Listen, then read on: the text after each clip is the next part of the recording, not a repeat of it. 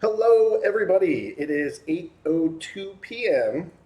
Eastern Time. It is June 25th in the year of 21. This is the voice of Agrode, and you are listening to the Splinterlands Ask Me Anything. And I'm joined by my fellow co-founder of Splinterlands, the one, the only Matt. Matt, you want to say hi to everybody? Hey everybody, sorry I missed last week, but life happens. But I'm back now. Well, it's great that you are back.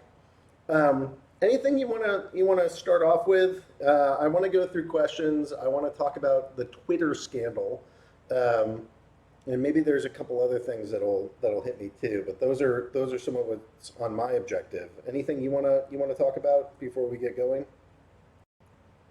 I mean, I could give a quick update on things, development wise.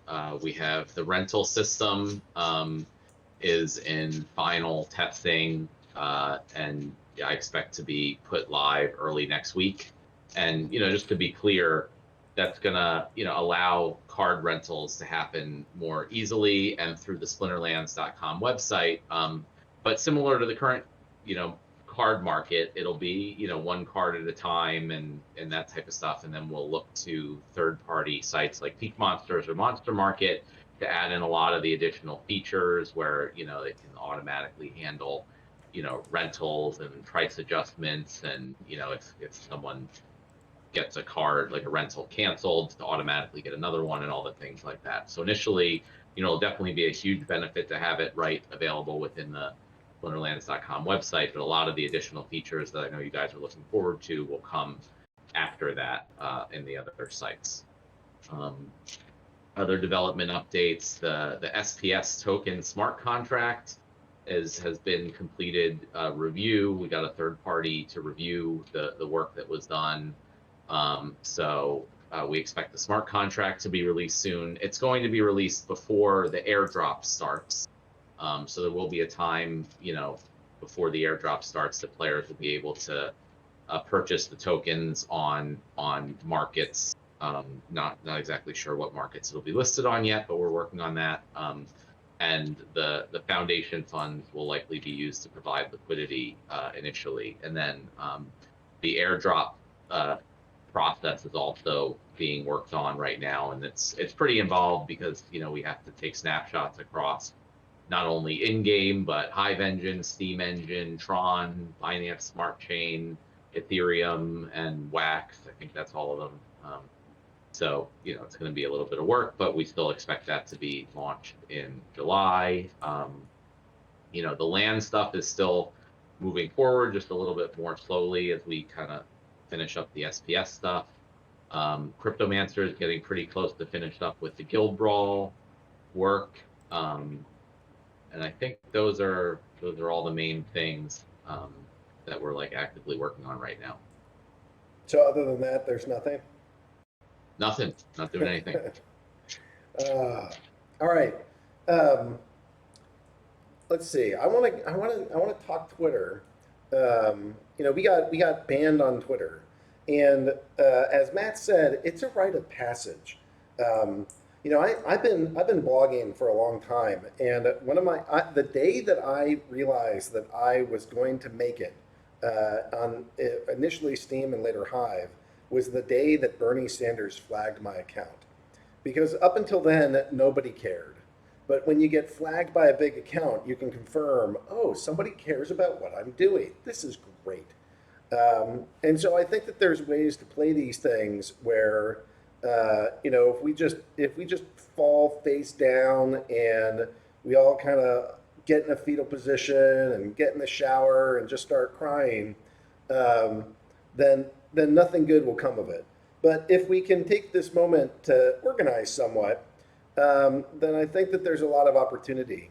So it is my request to this community that following this and during this, you guys are tweeting stuff the entire time, and tweeting things that include, "Hey, Splinterlands is doing this awesome thing, and they can't share it because they are currently being excluded. They are being silenced. They are victims of a much larger company inhibiting their free speech and their ability to operate, normally in commerce. So there's a lot of opportunity here for us to kind of get our message out, and we don't just want to be like, hey Jack, you're a terrible human, and we're going to burn your house down. That kind of stuff is not productive. But any kind of legitimate claim of they're causing us harm, and we're a little guy, and this is a bigger corporation picking on a smaller one and silencing our free speech and our this is why we love blockchain, because it's decentralized and nobody can do this. It's a good opportunity to say nice things about Hive. Maybe you get flagged on Hive, but they can't just like suspend your account. If that was the case at Agro, it might have been blocked a couple times now, but you can't do it here. So this is kind of like, this is a way that our community can rally.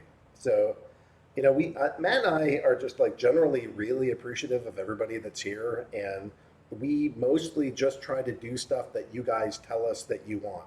If there's enough people that come out and tell us, hey, we want this change to guild tournaments or guild brawls, or we want it to work this way. Whenever the community is engaged, we try to do the things that you guys want us to do. That said, it's pretty rare that we ask the community for all that much, because you guys really give us a lot. We're very grateful. It's an amazing opportunity to own and operate this business, to work in such a cool field from home, doing video game stuff. Honestly, this is an amazing opportunity for everybody that's here. But tonight I'm asking, I try not to ask, but tonight I'm asking for your help. Please go on to Twitter. Please go on to social media. We need this to be kind of, I don't know if you guys know what the Streisand effect is, but they found out with the internet, when you try to silence groups, it can amplify them. And this is a wonderful, wonderful, wonderful opportunity to call in friends and favors and say, hey, Splinterlands could use your help. Can you guys tweet about us? Because we can't tweet ourselves, and we need your help. So I'm asking, please help, and please spread the word. And if you guys know accounts with big Twitter followings, or big YouTube or Facebook or whatever, now's the time to call in some favors, because we've been silenced. People keep asking me, are there reasons? And we haven't received any. We don't even know why they did it. And it's just kind of crazy. So that's what I wanted to say about Twitter. I'm asking, please help us. Please help spread the word. We're getting a little hosed here, and it would be great if you could, just speak in our defense. I think I saw, I see Knight's here. So the next thing I want to do, I want to invite Knight to come on for maybe 5 minutes, and just actually, he's got some cool stuff to talk about. So I'm gonna invite Knight on. Hopefully, Knight, I'm unmuting you, and hopefully you're ready for that.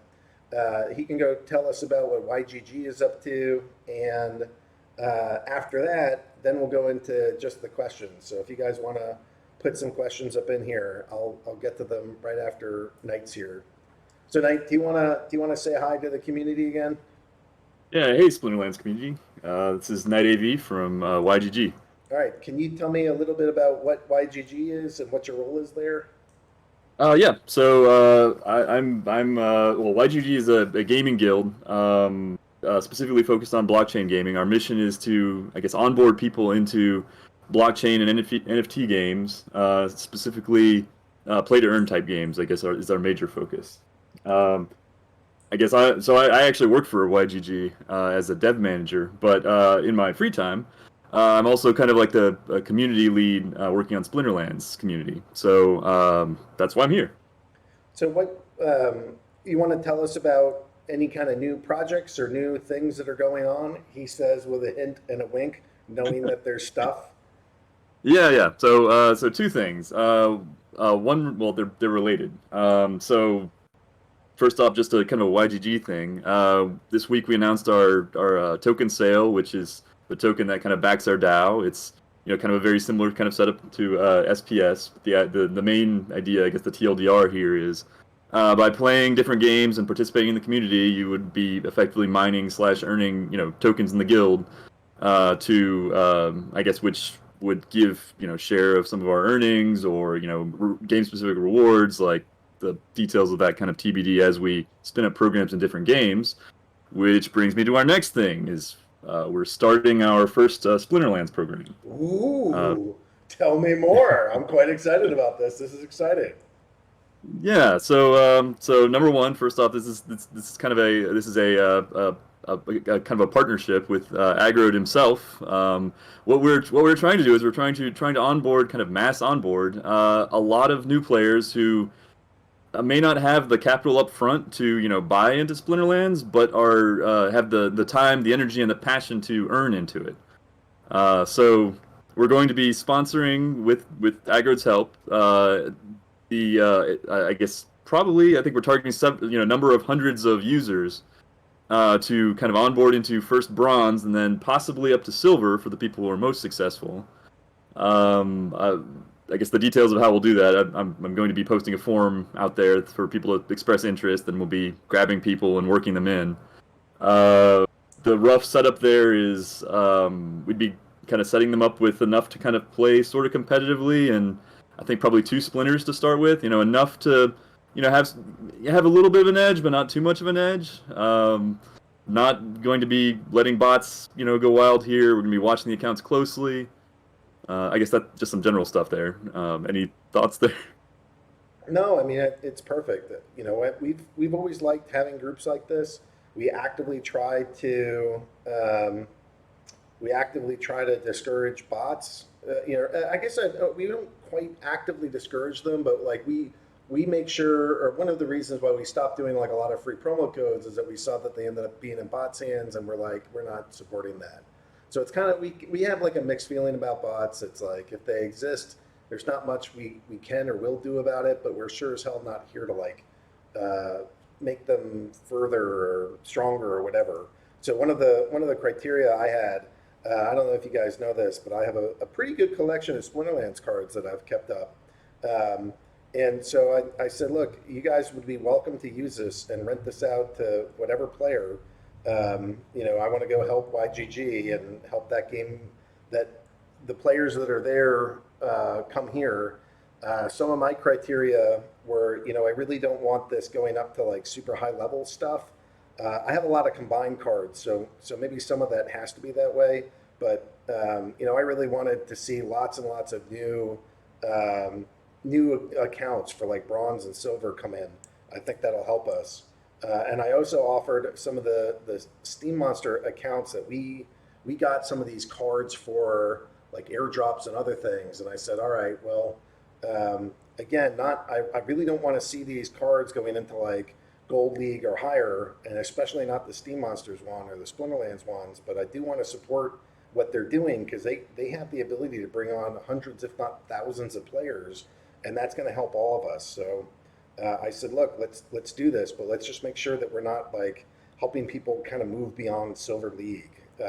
So they can certainly want them beyond Silver League, but we don't want people really leeching rewards or getting lots of rewards with either my account or the Steam Monster cards. We want like a nice organized effort to onboard hundreds, if not thousands, of accounts. So that's that's what I was doing. Yes, it's some smelt cards will be publicly available. I don't know. It's up to YGG.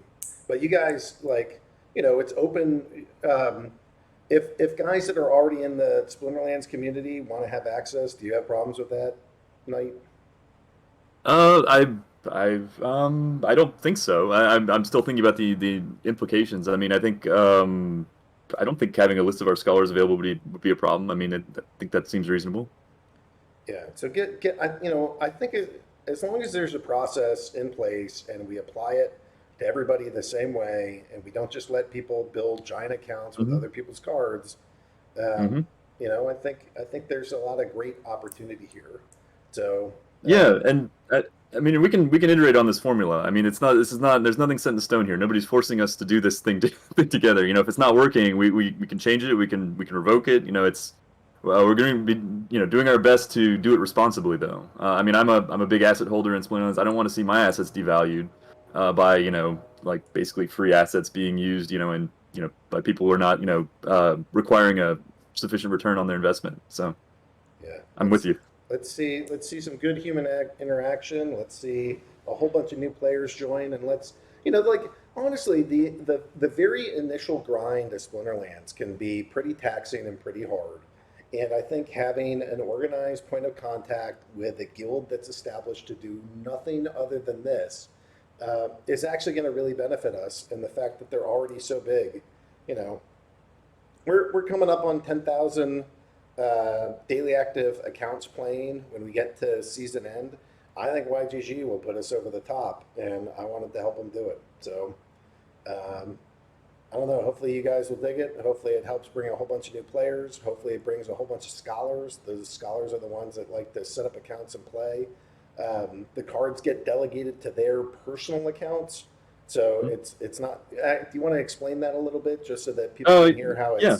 we're helping other people grow their account?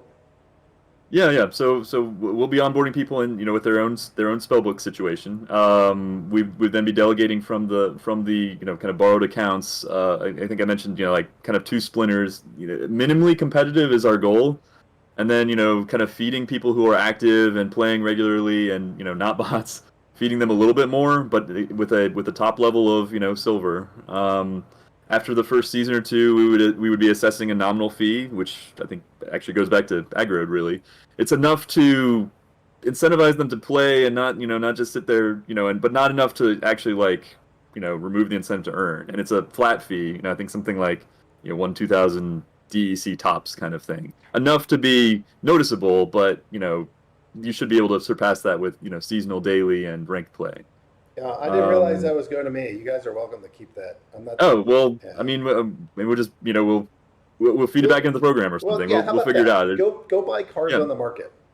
Yeah, yeah. if you Okay, guys well. go take that money, buy cards on the market, and Mhm. grow the program, and I'm good. Okay. Yeah. That was. I mean, I know we didn't talk details on that or anything. That's just typically how our co-sponsored things go. But yeah, we'll put it back in the marketplace and maybe eventually shift off of the your accounts, that kind of thing for this one. Yeah, Um, I'd like it to not last indefinitely, especially because you guys yeah, just got a whole bunch of money. But of honestly, course. I just want to see this grow. I just want to see more players. My only concern, like my number one concern at all times, is how do we get more players? And this just seems like low hanging fruit. Well, let me just add on to this too. I mean, we're also looking for non-scholars who are interested in partnering up. I mentioned that there's going to be kind of guild token earning opportunities in Splinterlands, so we're looking to start forming those relationships. We're trying to field competitive brawl teams. I mean, I've got a very not super competitive brawl team myself, but we're actually trying to take it seriously and build a better group. Looking for people who'd run guilds in different leagues. So we're trying to build a base of existing players as well. So even if you're not interested in in becoming a scholar or anything, we'd still like to hear from you and maybe think about filling out our form. Yeah, if there's a select guild or something that's getting some higher level cards, so that it's not just everybody and anyone, but kind of high performers or something. Like the reality of that deck is that I was like, I'll just combine everything. It's too much of a pain in the butt to not. So I was combining cards. There's a bunch of high level cards. It doesn't make sense always for low level players.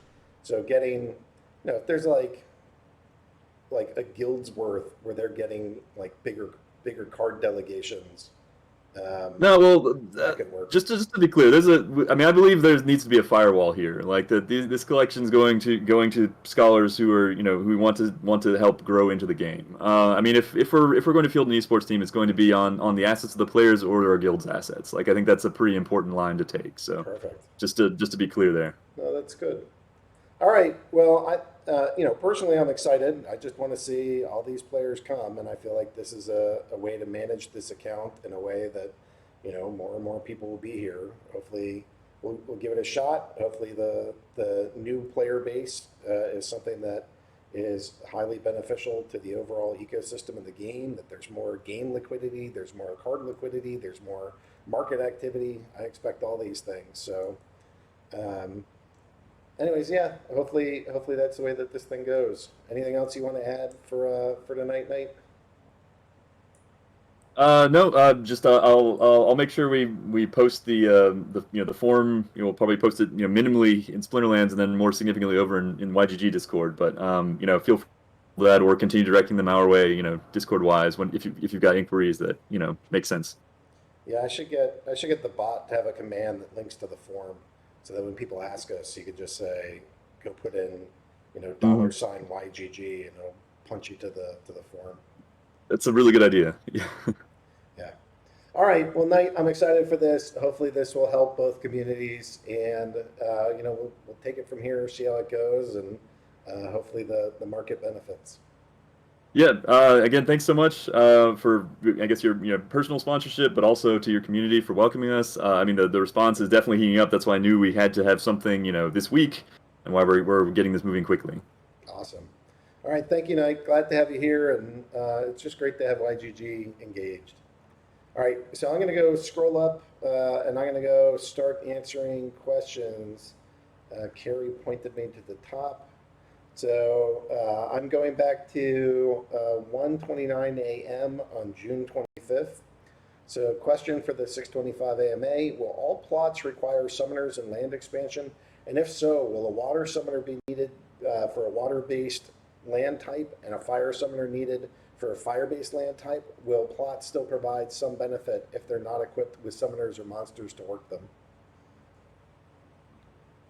So all that stuff is still to be figured out. It's all part of a very large land economy that's in very early design phases. So whether they will all require a summoner will depend a lot on how many summoners are available and if that just makes sense. I mean, initial looking at it is it might not make sense, as that might require too many summoner cards to be used on land and not available in the game. But also with Chaos Legion having been out at that time, you never know, there may be more available. So I don't know, we're it's part of the overall economy. We're going to have to look at everything and just see what makes sense for that. As far as will water summoners be needed for water-based land types, I think what we're planning, again, everything's subject to change at this point, is that water-based water summoners and monsters may get additional bonuses if they're in friendly terrain versus unfriendly terrain like a mountain or desert or something like that.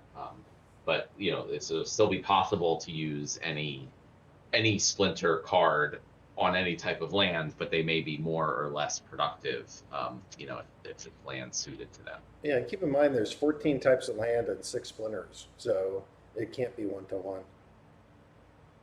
All right, definitely not an alt account is asking. Depending on the value of the Splinter shards, there is some possibility that the efficiency of holding dark energy crystals for airdrop points will temporarily bring its value above the peg, which means cards on the market can be purchased with fewer and fewer crystals for that time. Knowing this, are there any safeguards in place to protect the value of cards listed on the market with some type of sanity check to prevent them from being purchased with very little DEC, only for it to return to the peg a few days later? Not any type of things that will limit it's always going to use the DEC price feed to value the dark energy crystal tokens for market purchases, and that's just always an issue with markets that are in cryptocurrency tokens that can be volatile in price in terms of USD. I mean, it's no different than I sell something on OpenSea for 1 Ethereum, and then Ether drops 30% the next day or the next hour. Matt, you're burying the lead. So there's 2 things that'll help with this. One is that if the peg really gets up there, people start nuking cards, and they'll get dark energy crystals out of them, and they'll push the price back down. That's been our experience so far. So people will burn cards to bring it back to that level. And then the other piece to that, return it to the peg. Crap, I had another comment about that. But anyways, that's the big mechanism, right? Like you just burn cards. Yeah, I was going to get there. Well, you were burying the lead. That term, but whatever. So I guess the first thing I was saying is that the market price will be used regardless of what the market price is. I mean, I don't know if something goes really haywire. I guess we may have to make some emergency adjustment. But aside from that, what Agro was talking about is that, we've done our best to design the system to, have it not go ridiculously over or under the peg. I mean, it has gone very much under the peg in the past for various reasons, but I think I've been very pleasantly surprised at how stable Dark Energy Crystals has been. And on the lower end, if it were to go under the peg, it's just assuming there's enough demand for Splinterlands that leads to demand for the token, because you can get assets at a discount. And on the flip side, as it goes above the peg, there are two things. One is that people burn more cards and sell. Another thing is that relatively recently we adjusted the amount that's given out as battle rewards for ranked battles. So the amount will automatically increase as the peg, as the price goes higher on the market. And I've spent a lot of time looking at and researching how algorithmic stablecoins work. And I think we kind of inadvertently created a better algorithmic stablecoin than many of the ones out there, at least as far as staying near our target price. And I think that's worked pretty well so far through a bunch of things. And lastly, there's a time component too, right? We average that price, don't we? Yeah, relatively short. Also to prevent, if there's big price movements from people, we want, in general, when people make a sale on the market or receive Dark Energy Crystals, that it's not that different than the actual market price that they can sell it for. So I think it's like a 30-minute or so, maybe an hour average price. So it's not like if there's a huge, really quick jump on the market, and then, that'll be arbitraged by bots and stuff to bring it back to normal, that won't affect the price. But if it's any type of sustained thing for an hour or more, then it will. All right. Question 2. It was previously mentioned that Splinter Shard's proposals might include card balance as a possible parameter the players could vote to modify. And if so, would it be possible to require overwhelming majority for any and all proposals that directly modify assets? I'm worried that balance changes for 51% votes are roughly the same as balance changes for 51% win rate, and could very quickly become volatile if that were to be the case. Yeah, so this is clearly something that's going to be a very heavy focus in designing the voting system for proposals. So just overall, and I also want to, well, I guess we'll get to that in question 3, but so first of all, it's not just going to be all of a sudden proposals are live and stuff is just changing left and right. So we're probably going to have a relatively slow transition where the proposal system is launched. There may be only certain things that are available for proposals initially as we test out the system, see how it goes, and then more things will be added. So it'll be a slow and steady process. We don't expect to get it right the first time, so we do it, piecemeal in little bits. So if there are issues and concerns, we address them before it's kind of open to everything. And I definitely don't think it's going to be just if 50% or more vote yes, then that's it.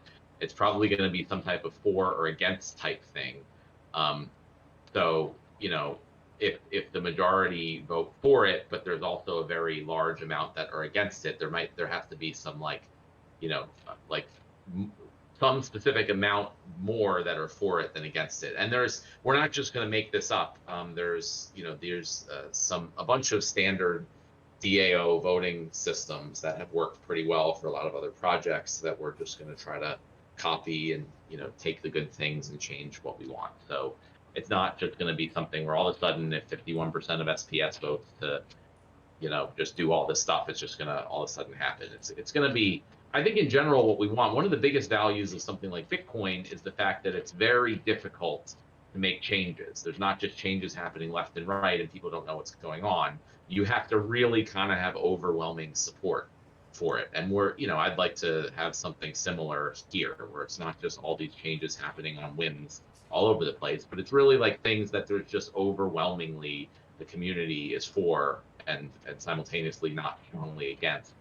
Will pass. But I will caveat that with ultimately, we want those parameters to be set by the DAO also. So we will initially try to set it up, however, whatever the mechanism is, how many votes for versus against for something to pass and all that stuff.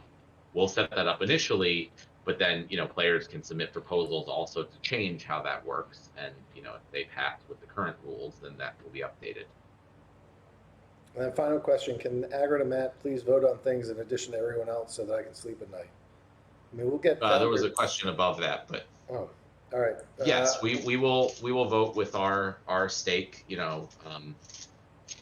according to how we want things. Not with like Splinterlands company stake, but with our personal, the amount that we get in the airdrop from what we have in our wallets versus, and if we purchase any on the market or anything, yeah, we'll definitely be participants in this system.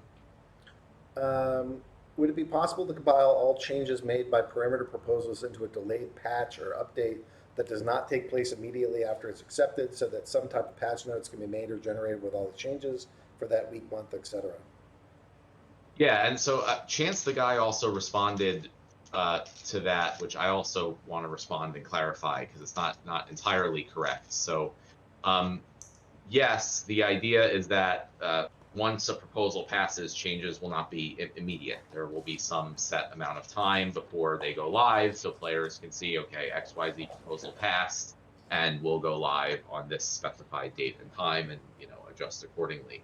And we do plan to make it a situation where it's built into the code, so you can for as many things as possible. Not everything is possible, but for things like card stat updates and stuff, or like dark energy crystal pool changes or whatever, we want to build it into the code so that if a proposal passes, which is all via blockchain operations, the Splinterlands code that reads all the blockchain operations and calculates the resulting state will pick up that the proposal passed, and the change will be automatically applied after the certain period. It would probably be something like 7 days.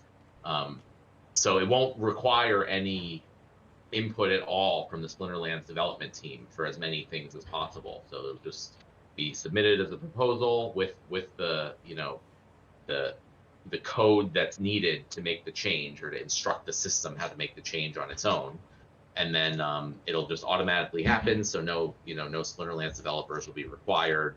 Changes will automatically be put in place. And then also, as far as Chance the Guy's response as to the fact that currently the code is not open source, and there's not other people independently running nodes. Yes, that is the case currently, but ultimately I would like that not to be the case. And I very much, and it's a project that I slowly work on here and there when I get time, which is not very often. But as we bring on more people, I'm hoping to get more time. I want to get the code to be open sourced. I want everyone who wants to be able to run their own Splinterlands node independently of us, to independently verify all the transactions. And I would like to get it to a point where it is like Hive or Bitcoin in that sense, and then the DAO and the node operators, kind of control all that stuff without any centralized intervention from us. I don't know when or if we will get there, but that is a personal goal at the very least of mine. Yeah, one day new additions can be just voted on. It's going to be awesome, guys. It's pretty powerful stuff that Matt really was the genius behind.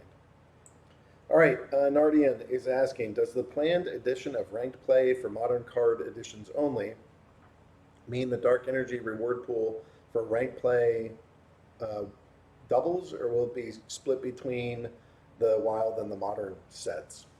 It will be double. There you have it.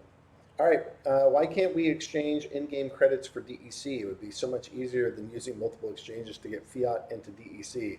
I would like to answer that question with a single word: government. Matt, would you like to expand? Yeah, I mean, we're not legally able to. I mean, basically, we'd be selling cryptocurrency for fiat, and there are an unbelievably ridiculous amount of regulations in the U.S. where we're based and elsewhere around doing that. But I will say that I am actively working on a solution to allow people to purchase dark energy crystals directly with a credit card or bank transfer or fiat currency. How close do you think that thing is? I don't know. There's a lot of paperwork and crap to go through to do that. It's through another company that does fiat to crypto conversions and has whatever appropriate licenses and things in place that they need. So I'm not 100% certain that that's happening, but they are, you know, we are working with a company who's excited to work with us, and they are also investors in the SPS token sale. This is all part of the reason why the SPS token sale is so helpful for us. So, you know, I'm hoping it will happen. I don't know how long it will take. Sweet. All right. Can you consider adding features through which we can replenish our energy capture rate by redeeming dark energy crystals and/or in-game credits? Have you ever thought about replenishing ECR by like burning DEC? It's possible. We have to, you know, I have to think through that pretty carefully. There's a lot of implications to things like that. I mean, it's a involved and complex economy, and any changes to it, you know, can have a lot of unplanned side effects. So I haven't really. Oh, Matt cut out a bit. I can tell you, I love the idea. Burn everything, burn it all. I love it. Play twice as many Good. games. Oh, you guys hear me? Now you're back. Hello? Oh, yeah, I hadn't really thought of it, but yeah, if it's something that people want, we'll look into it. You also skipped a question also from Nardian. Man, I'm the worst. Can you publish the team matching algorithm for ranked play run by your game server? There are lots of questions on that every season. I said I haven't. Yeah, we should be able to. I mean, I don't have any reason not to publish it. I mean, at the very least, we can explain exactly how it works, which may be more helpful than going through the code. I also separately think that that's gotten overly complicated at this point, as like over the years, things of all these different conditions and things have been added into it. I'd like to kind of just simplify that, as the game's changed a lot since we've made a lot of those changes, and they may not really apply. But all these, as with everything, it's like what is the top priority right now? So we'll see. With the recent, I'm happy to answer specific questions about it too. Also, in the meantime, with the recent Hive node issues, I wanted to use the witness nodes for Agrode and Yaba, assuming they are better resourced from the Splinterlands business. Is that a good assumption? Also, I only found on Keychain node for Agrode, but I can't find or select witness nodes for Matt. Can you reply with Matt's witness node? And is it selectable via keychain? Do you want to explain the difference between an RPC and a witness node and what he's really looking for? You can't use witness nodes directly. I mean, the whole point is that witness nodes are supposed to be separated and not, you know, publicly available for things, so they can just focus on producing blocks. But so Splinterlands runs our own node. So the one you mentioned is Agrode's one for that they run for Hive Engine, but also in the node list, one of the, I don't know if it's if it's not in the default node list, then it should be. But Splinterlands runs our own public RPC node that anyone can use at hived.splinterlands.com. So you can also use that, but I want to, I want to talk about it a little too. It's not a standard RPC. It's a little bit diminished, and that's not meant to be like a bad thing. You need a full node to be able to do all the like blogging pieces, but we don't do all the blogging pieces. We only do the custom JSON and like leave little sticky notes on the chain. So we don't actually need all of the data. And what that allows us to do is if everything goes down, we could actually spin back up much faster than a full node. So it's not meant to be like, hey, we're going to skimp and screw you guys. We don't need to do the whole thing. It's like, if there's ever a problem, we can get back up in 4 hours instead of like 7 days. So I just like this thing because I think it's pretty powerful in terms of what it can do. And but it's not a standard node. It's set up very specifically to function as a tool to help layer 2 apps post to the chain, especially when they don't need the full post data. Yeah, and I mean, there's a lot of stuff here. So the node issues, you know, were happening as a result of preparing for the upcoming hard fork 25, which is scheduled to go live on the 30th. I mean, for better or worse, there are issues that happen around a hard fork on the blockchain. Luckily, they happen maybe once a year, if that. It's just how things work. And, I don't, every time stuff happens, we try to update the systems to better handle it, but then the next time something different happens. So we currently have systems in place to automatically detect if nodes are having issues and automatically tell everyone's game client to stop using the node. But in nodes, we're only having issues broadcasting transactions, not reading data. So, our thing that checks the nodes doesn't check if they are capable of broadcasting transactions. It was only checking if if it makes calls to read data from them and they're responding in a timely manner. So it didn't pick up that the node was having an issue and do the automatic update. So, lesson learned, we have some changes and adjustments to make. And next time it'll probably be some different thing that we weren't prepared for. So, it kind of sucks, but, once a year or less, there's going to be some issues around a hard fork. All right. So NoTac is asking, with the Splinter shards providing incentives for liquidity, I assume there will be a automated market maker swap on Binance Smart Chain. Are you building your own native decentralized finance site, or will you be using PancakeSwap?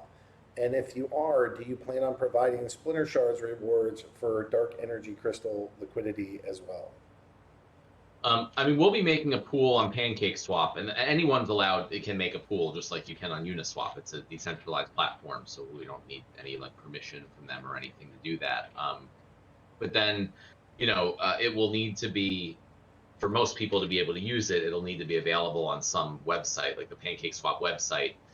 I think you could use a direct link with the token contract address to trade the tokens there, but we want it to be kind of listed more prominently on a website, like a DeFi site. We're definitely, we're not going to make our own thing like Cub DeFi, but we'd like to potentially work with a platform like Cub DeFi or PancakeSwap directly, potentially, or whoever, to just get our token kind of listed on their site. So, the people can easily find it in the drop-down list of tokens and stuff like that too. That's all kind of TBD. We're still trying to figure that out. The token's not even launched yet. Initially, there may not be that many options, but over time, we hope to get it available and, easy to trade in more places. So you might need to just be a little patient there. And as far as, I don't think we currently plan on providing SPS rewards for DEC liquidity, because currently, we provide DEC rewards for DEC liquidity, but that's always an option. And at some point it will, be up to the DAO to decide that, and not for us. So, who knows what will happen in the future. If you create your own decentralized platform, will you consider reaching out to Cub Finance to make it a kingdom so it can auto compound? Yes. There you go. We have a lot of new players in our guild we just started, and the experience for bronze tier players who only have the starter cards seems to be very lackluster and disappointing to most new players, especially when they only get 0.4 DEC per win. Would you consider implementing a system where the first 90 daily quests a player completes, there would be additional bonus, i.e. 10 DEC one day, then a potion card, 50 DEC, and each fifth day would be a card. This benefit would be available to anyone after 90 daily missions. Yes, the experience is going to be lackluster if you only have the starter cards. And, to just get back on this point that we've talked about a lot, this is not like a free-to-play game. If in any situation where the rewards have real value, we can't give those out for free. It just won't work. If we implemented what you were saying, then, we just have a flood of, automated bot accounts coming in, even more than there are currently, and they would just farm those rewards. And if it's only 90 days, it's only 90 days, but would still happen. So with this game, if people want free to play games, there are many app stores full of really awesome games. Just really fantastic games that you can play for free. And you don't have to put any money in, and you can move up and earn great rewards, except those rewards have no value other than moving up more in the game. This is different, and this requires some level of spending put in to buy assets. The difference is that you own all those assets. You can resell them if you don't want to play anymore, and you can earn prizes that have real value. So yes, if you're just coming in and you only have the starter cards, it's not, you're not going to earn a lot. It's impossible for that to happen.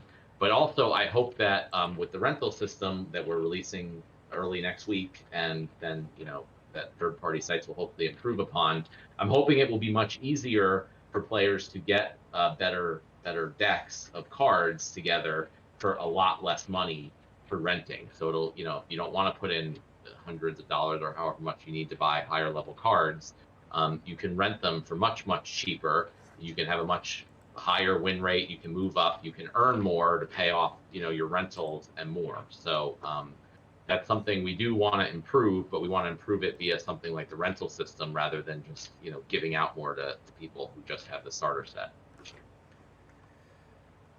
Next question, it's still from Axler Twinblade. For the website side of playing the game, there are many aspects I feel need to be improved for sorting and searching through cards, but more so with the introduction of lands and everything that goes with lands. When might we be seeing some updates to the user interface of the game to start supporting the full enhancements or the future enhancements?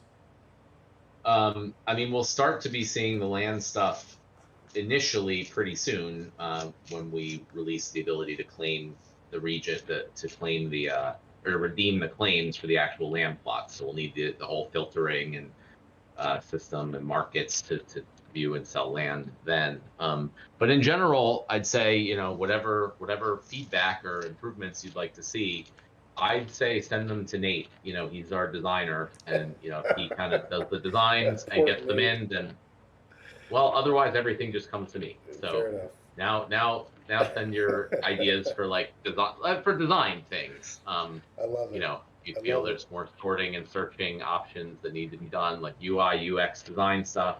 Yeah, Nate's for that, and if he gets bombarded with stuff, we may have to rethink that. But then we'll get him some help. Maybe one day we'll get somebody that's like just customer feedback, or client feedback, or player feedback. All right, next up, temporary rent money is asking. Back when beta boosters initially sold out, it was discussed on here in Discord, and I believe a topic of the official Splinterlands blog, that a Dark Energy Crystal bonus for beta cards will be introduced. When can we expect the bonus to be applied? Any idea on what the bonus percentage will be? Yeah, my plan was wait until Untamed sells out. That has happened clearly, and I'm thinking the bonus would be 5% versus the 10% for alpha promo cards. So, we'll see when we can get that on the docket, but I don't see that as a big lift, and I'd like to do it. Meaning that it's not a huge lift from the code department to go get betas in there for 5% bonus? Yeah, it's not like a whole big new feature we need to add with new screens and everything. So, yeah, hopefully that should be able to get in soon. All right. Scrolling down, looking for more questions. I see some cats. Demon 402 at 8:03 p.m. How does Trample work with double attack cards, i.e. magic plus melee attackers? Oh, wait, sorry. Where are you? 8:03 p.m. Demon 402. Oh, I see. Everyone. Yeah, we got to the part where everyone started talking, and it wasn't just question after question. How does Trample work with double attack cards? The short answer is you can't trample with magic. Yeah, Trample only works with melee attacks. So if their melee attack kills the monster, then they will perform a melee attack to the next monster in line. Question, with the land plot stuff, what's involved with this apart from owning an asset? Oh, that's such a big question. Yeah, I mean, so for that, I'd say, we can refer you to all the posts and information we've put up about land. The short version, you own land and you get to use it to craft items and spells, which you can use, rent, sell in the game. Yeah, I mean, so we're adding new types of cards to the game that will only be able to be minted or created through land ownership. The Splinterlands won't sell them in any way, and so you'll use your land, build buildings, harvest resources, and ultimately, mint these new cards for either yourself or to sell to other people who don't have land. Next question. So this is from Paul TRX. This is at 807. Will the unclaimed Uniswap rewards be a part of the daily Splinter Shard snapshot, or do we need to claim them every day? So I think they should be able to be part of the snapshot. I don't, because yeah, we can just handle that as like, they are DEC that are yours, and it should be easy for us to just grab that same information, how much you have available, and just count that as DEC in your account. I'll make a note to do that. All right. NoTac at 810 is asking what's the reason Twitter gave for blocking the account? We have no reason. Was it a violation of terms of service? If so, which one? We have no reason. I can't tell you. They just shut us off randomly one day, and now we have to go make a giant fuss about it as a community, so that we Streisand affect ourselves into tens of thousands of more players. Gigas is asking at 810, why have the servers in the last week or so been super slow to the point that trying to play ends up as a forced surrender? I was just forced to lose a tournament match for gold decks, and I'm not going to lie, I'm royally pissed about it. That goes back to Hard Fork 25, and not all the nodes acting the way they should, and that's just part of blockchain life. At this point, I think we've taken out of circulation the node, that main node that was having issues. I don't know if there's still issues going on right now. Hopefully they're better.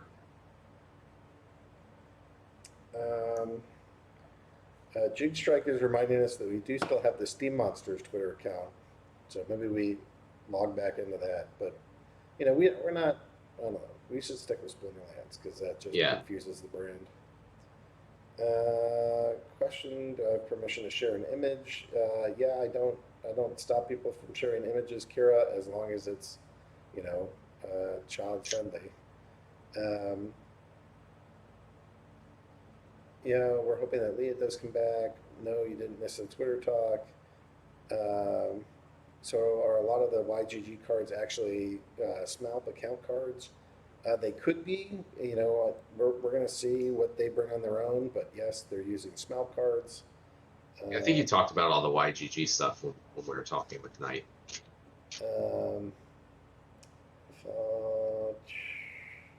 Keep scrolling down. Matt Two Castles Clark is asking today at 8:19. Can we look at ways to make it clear that dark energy crystal earnings are exponential with rating? Many do the math on 0.005 for their first win and get demoralized. I like this. I had messaged Matt and Nate, we should go build a rewards page that's just a page that describes how to do rewards, in part for reasons like what you're describing there. But again, even don't feel bad. Players are like, hey, we want this idea. And Matt's like, well, we really have to prioritize things for the business. I'm like, let's go build this rewards page. And Matt tells me, we really have to prioritize things for the business. So. Yeah, I mean, those type of things, well, the main priority there is really Nate's time of anything else, because that would be a kind of static page that doesn't, not hard to code, but as far as design time, might be a little more difficult. But I think maybe we could put in some little notes at least, or info icons with the earnings to just mention more about it. I don't know, or maybe people have clever ways that I can come up with to make that clear. But I think that's a great thing to make sure is clear. That hey, it's not just, you don't just multiply, it's exponential. And maybe we could just show average earnings per battle at different leagues or something. Maybe I skipped the question from your daddy above. Will rewards improve at the bottom silver leagues in order to make the play to earn mechanism more effective for the scholarship seekers? I don't see it drastically changing for the scholarship seekers. We'll see. I mean, we'll see how it goes. So I don't want to say we're going to make changes before it's even started. So it'll start. We'll see how it goes, and we'll address the issues, which is pretty much the plan for everything we do.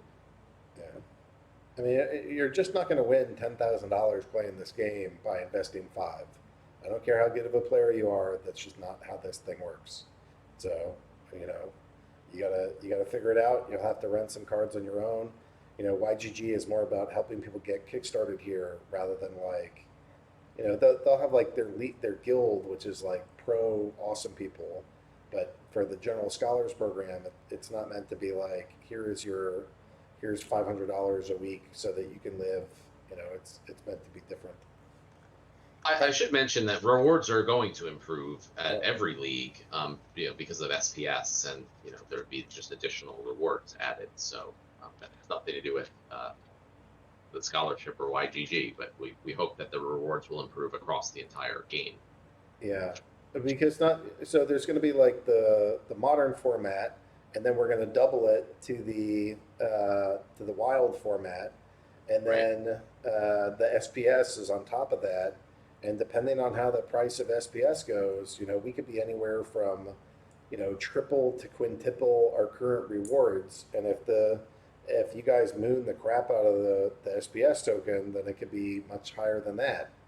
So I think it's going to be that the SPS token starts dominating the rewards, and that's just a matter of market demand. And we'll see how much you guys think it ought to be worth. No tag comment. I've been onboarding some people from Thailand and the Philippines that came from YGG using accounts I set up with card delegations.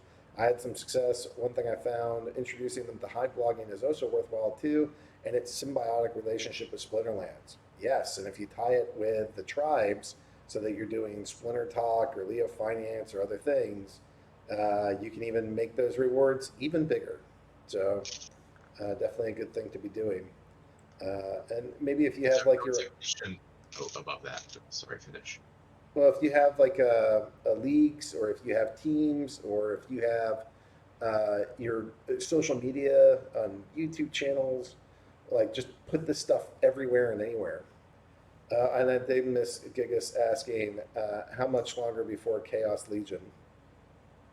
We're looking at fall, hopefully like early fall timeline for Chaos Legion. I mean, originally I think we were hoping like in August, with just everything happening with like the land claiming and the FPS airdrop. Like even once we get stuff out, one of the like common fallacies with estimates for software engineering, other than it just being very hard initially, is like a lot of people think, oh, you release something and then you're done and you move on to the next thing. But typically you release something, there's bugs, there's things that you didn't anticipate, they don't go as planned, and you need to spend a whole bunch of time then going through and making tweaks and adjusting. So there's, even after the land claiming is released and after the SPS airdrop starts and all that stuff, it doesn't mean we just immediately 100% switch to the next thing. There's going to be a bunch of time spent just like making sure that all goes smoothly and well. And we can't also anticipate if it goes really smoothly and well and there's no problems, then great, we don't have to do more work on it.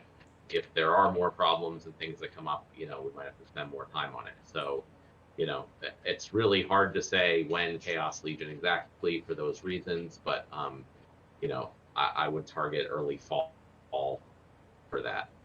Yeah. Question: any estimate on the Splinter Shards airdrop? Less than a month or longer?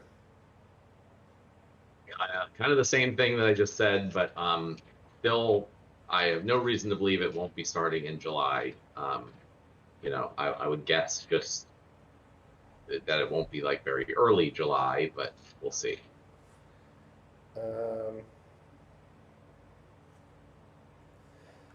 Question: is there an expectation of the Splinter Shards being valued higher than the sale price of 1.8 cents? I mean, we don't speculate on price of things, so you guys you have all the information about SPS, and you can make your own judgments and decisions on what you think will happen there. Yeah, Matt yells at me when I say what I think, so you guys have to do it on your own. Sergeant Bobag at 926.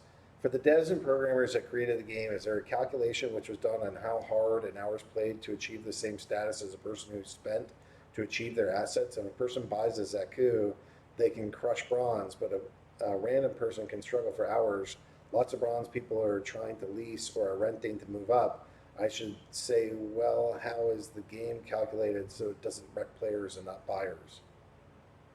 I mean, there's a whole thing Um, about renters, but well, yeah, I mean, we're planning to handle that hopefully via rentals. I'm not sure I understand the like what the question is getting at exactly, but I mean, there's really not even a calculation on how hard it is in hours played to achieve the same status of a person who spent, because in a normal game, in a free to play game in the App Store, buy or sell or trade assets and they have no value, those calculations are extremely important. That's how the whole thing is based on. You just say, like, okay, the people who don't pay, this is how long it takes them to move up. And then, if you pay, like, this is the amount that it costs to move up faster, at different rates. But here, like we talked about earlier, um, there really can't be any reasonable option for moving up without paying anything at all, without putting some amount of spending into the game, because again, the rewards have real value. So it's just not possible in this type of game. And I'll say, like, some people don't like that, and that's fine. It was interesting. I'll share an anecdote if I can, even though we're over the time limit. But someone messaged me and they said they tried Splinterlands for a while. They weren't happy with it for various reasons, and they were like, it was more like a kind of accusatory email, like, I'm you guys suck, type of thing. I'm mad at this game because XYZ things that I don't like. So I sold all my cards for a small profit and I'm leaving and not playing again. And I'm like, well, okay, that's not great, obviously, when someone leaves, and we take all that feedback seriously. But, like, also in there was they sold their cards for a small profit and left, which I think is like, that to me says this is working at least somewhat, right? That's what we're going for. You may not like Splinterlands, you may not play it forever, but the difference between that and every other game, like a digital game that I've played in the past, is you can sell your cards potentially for a profit and leave if you want. I think that will ultimately be a bad financial decision for that person, but that's just my opinion. So it was just kind of amusing to me to see he was, like, very angry and telling us how bad everything was, and then in the same sentence literally explained how how good it was, much better than every other game, traditional game. waka waka. All right. Will land mining bonus percentage be based on level or BCX? For example, will a level 9 kobold miner stake the same as a level 9 kobold miner that has the same BCX? I think it has a different amount of BCX, but the same level. It's going to be level based, right? I don't know. I mean, it kind of makes sense that higher BCX should have a higher bonus, not just based on level, but we'll see. Again, all part of a really huge economy design that isn't done yet. Okay. Let's see. How much Splinter Shards will Splinterlands as a company have? That's from Jarvie at 8:33. And hey, no more questions, guys. We're already a little bit late. So how much SPS will Splinterlands have? Well, the Splinterlands company is only going to have SPS. That's like the team pool. So I guess the Splinterlands company will only control directly the pool that's for to use to incentivize team members. So that won't be available for staking or voting or really anything other than giving out rewards to team members. As part of the compensation packages, sort of like stock options type of deal. So then that will go to the team members that it goes to use or do whatever they want with. Sell. I mean, there'll be some lockup periods likely, but then they can stake it and pay to voting or whatever. But that's it. Other than that, there's all the other pools which you can see where they go, but it's not to us. Okay. Moving right along. Question: can I work for you in some job that doesn't involve coding, like customer service, where I could get paid in cards? Possibly, but I will preface that by we get lots and lots of requests like that, and it requires work for us. It's not just like people come on and they do stuff and it doesn't take any work for us to do. We have to there's training involved, there's processes, there's there's some documents that has to be signed, and so it's a process, and we're open to people who are interested in helping out in certain ways. But I just want to preface it like it's not just something where anyone can just come do stuff. But that being said, I mean, you know, there's referral bonuses, and there's we're all kind of in this together, as far as value of assets and things. So you can also help out just to help out, and try to just improve the game, bring in more players, keep more players, which should benefit you and everyone. Neil is asking, when will aggro learn it's melee and not melee? I will die on this hill, sir. I will die here. All right, Fat Jimmy is asking, there's been intermittent issues with unintentional surrenders. It's going to have brutal side effects as season ends. Would it be possible, or is it even a good idea to not be penalized point rank-wise for surrender, i.e. winner still gets points, but the surrendering party does not lose points? I think that's actually, I mean, in a game like a Hearthstone-style turn-based game, you can't do that because people will play a few turns, and then see that they're losing, and then purposely surrender. But I think here, especially if there's like issues, that's something we should at least consider. I don't want to say yes before I've thought through all the possible ways that it could be exploited, but off the top of my head, it seems like that might be possible. One thing is, though, we do have players that only, especially bots, like will only have certain splinters, just to try to minimize the amount of cards they need, and then so they can't participate in certain battles, and they have to surrender. And if they don't lose rating points, that may cause problems. So yeah, I don't know. Maybe there's something we can do to handle it. But again, I'm hoping this problem is just very temporary. And I do have ideas for just handling broadcasting transactions completely differently, to just ensure they get through. But we'll see. I mean, if this is something that like persists and isn't just a quick like, oh, there's a hard fork, there's some problems, but it's kind of an ongoing issue, like we'll have to address it in a much more comprehensive way. All right. Wait, there's a lottery, like the guy who won the region in the raffle. You can also win a GFL and a single loot chest. I don't know what that's in reference to. Does it hit this? Kira's asking about Twitter. Twitter is a blacklist of numbers, and I ask you to verify your phone number when making a new account after they ban the first account for wrong reasons. Twitter finds this threatening enough with the reposts. You will probably just get a message like in the image provided.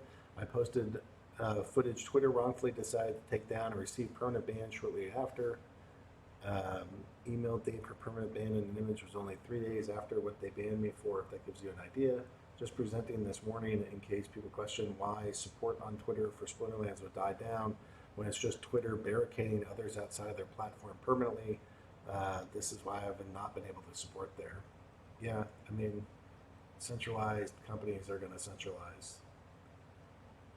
Question, when you say fall for Chaos Legion, is that when it's released or when pre-orders or Kickstarter starts? Because the Untamed, there were several months between the Kickstarter and when it was actually released. I'm not positive we're doing a Kickstarter. Matt, do you have strong feelings one way or the other? I imagine we'll do some pre-sale, but or some sort. I would prefer not to do a Kickstarter again, just with like everything involved there. But yeah, so I would like to release it in the fall, early fall, if possible. Okay. Dodak is saying it's winter here. Yeah. Why is it 9 months away for us? September, October. How about that? That should be the same for everyone, as far as I know. Yeah, I mean, when I've been thinking about this, I always try to think through like, what is our stretch goal? What is an actual goal? And then how do we know if we're behind a little bit? And so as Matt is obviously the guy with like the better working crystal ball, but in my brain, it's something like, it's August if everything goes insanely well. It's September if everything is like on target, and it's October if all the just having the sheer amount of program that we have is pushing this back some. But but that shouldn't freak out players. I mean, that just slows down some of our revenue for like a couple months, but we're going to be fine. The company's doing pretty well, and the governance token sale ensures that we're here. And that was all done in like stable coins, so we're stable there and okay there. So we're in a good position. So company's okay. If we're out of sales for a little bit, it should just mean that you guys are buying cards on the market, and ultimately that benefits the players, and that's one of like Matt and I's key objectives when we meet and we hang out and we say, what are we going to do? It's usually like, well, what is going to provide the players with the most value, and that's up there. So Dave McCoy is asking at 9:04, and also please no more questions. You have a full plate of super exciting things for 2021, SPS, land, new additions, Guild Brawl rental system.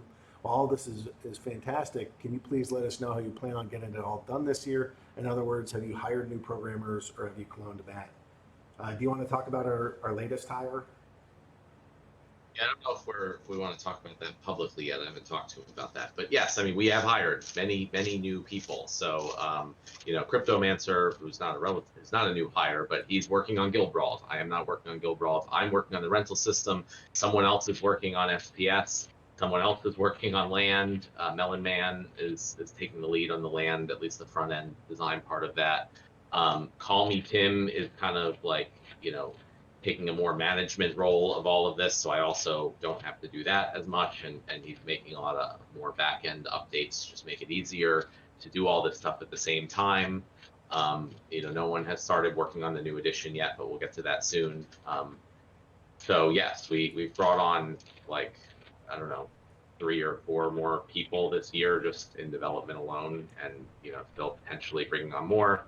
But again, it's we wait. We don't just bring on anyone who comes by the door. It's we need people who can really hit the ground running and don't need a lot of hand holding, because that just slows things down for a while, which we really can't afford at this point. And when you say that nothing has been done for the new edition, I would like to say that nothing has been done for development, but Yes. all the card art is ready to go. There's a lot of lore that's been created. There's a lot of work that's been done. Like part of this process, there's like 11 to 12 steps that have to be done in order for something to go from concept to production and like ongoing maintenance.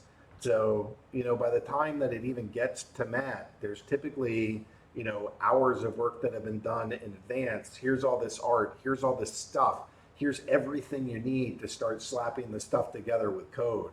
So I don't want to say nothing's been done, like hours and hundreds of hours of work and labor have been done. Nothing's been done on the code side yet, but Matt has all the tools and resources he needs in order to get the Chaos Legion up and running, and we'll get there. So, but we as a company, we want to build in some months of time where there's no cards for sale.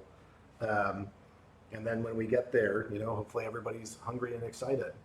I know that personally, I'm going to dump a bunch of Hive into buying packs. So good luck getting the first set or the first 100,000 or whatever. Oh, I'm definitely buying Chaos Legion packs too. But also I'll mention like Chaos Legion is not just a new set. There's also going to be some changes to the game, like splitting out a wild format and modern format in the leagues, and all the new reward pools for that and all that stuff. So there is more than just like a new set of cards work to be done for that. How would I apply to possibly work for Splinterlands? That's more sales and marketing. So Gigas, you can go talk to me.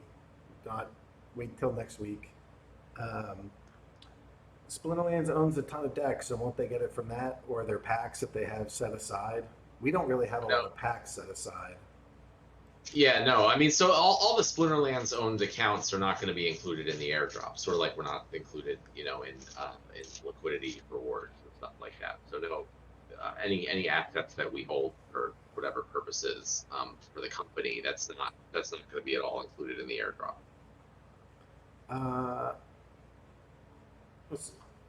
Let's see. So how much of Chaos Legions will be reprints? Give them the number. Oh, no reprints. Zero, Zero. baby. Zero. To hell with that. We're not doing it. All right. Yeah, the only reason we did reprints really from alpha to beta is, it we were still working at other jobs at the time, or we had just, started full time doing this. We had no idea alpha would sell out so quickly. We were trying to get the game launched and release a beta set at the same time. So we didn't have the resources we have now to make an entirely new set of cards there. But yeah, going forward, there's never going to be any reprints of any cards. And we there may be some cards that are similar to other cards, but in general, we always try to make them unique by adding new abilities and different things like that. Or like changing splinters or something, And Chris, you feel free to go share a Chaos Legion card. I don't think Nate's here, so if you have a little bit of eye candy that you want to put in there, go for it. That is much welcome. And then, all right, I think that's basically it. Oh no, the last question is, when are we going to do the next AMA? And that's going to be, we're doing it morning. We're skipping the middle afternoon one, and we're doing morning, correct? Sure. I don't know. Yeah. Well, that's up to you. You were having some concerns around midday. Oh, yeah. Yes, that should be better for me. All right. So yeah, we're gonna do 9 a.m. Hopefully somebody can write this, and I'm gonna go message me. 9 a.m. Eastern on Friday, July 2nd. Yes. Yeah. Perfect. Thank you, Biz. Thank you, everybody. There's the next one. There's a little eye candy for you guys. That's the Pellicor Conjurer. So hopefully you guys dig the art. I will go click on it so it's a little bit bigger for the recording. But this stuff is looking gorgeous. The best thing I did for the art in this game is not have any involvement in it. It's just Nate make beautiful art stuff happen. And Nate made beautiful art stuff happen. Worked with our existing artists who I've known them for like 10 years. So, anyways. And Chris does all the lore and designing, like what the card should be and the names and all that stuff. So, the sets, which is great. All right, guys. So that's it for tonight. Sorry that we ran a little bit late, but lots of good questions, lots of stuff to get through. Exciting news with YGG, and every time we do these things, I'm stoked. I know that the Twitter thing is a small setback, but honestly, if you guys do your job and we all work together, we can go have a hell of a fight getting it out there, and we can make more noise collectively together, staying on message and asking for help from our friends than we could just by being on our own. And the Streisand effect should help us. And we'll just, every week that this lasts, we'll just try to organize more and more people to go fight the stupid ban, which hopefully gets us more friends and, certainly sympathies, and who knows, I just remember I didn't feel real until I got banned, or I got flagged by Bernie Sanders. And Matt's right. I should clarify that, that's not the real person, Bernie Sanders. For those of you who aren't familiar with Steam and Hive history, there was just a whale who's a dick who called his account Bernie Sanders. Yeah, it wasn't actually Bernie. But, that's the... you get to judo these things. You get to go take bad events and then turn them into good events. So...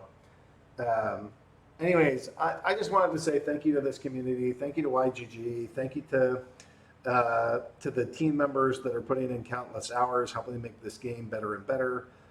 Excited for that. DigiCon is coming mid-July. We're going to be here next week at 9 a.m. Eastern. And, I hope you guys have a wonderful weekend and stay blessed. Thanks so much for your time, and we'll be here next week, guys. Bye all.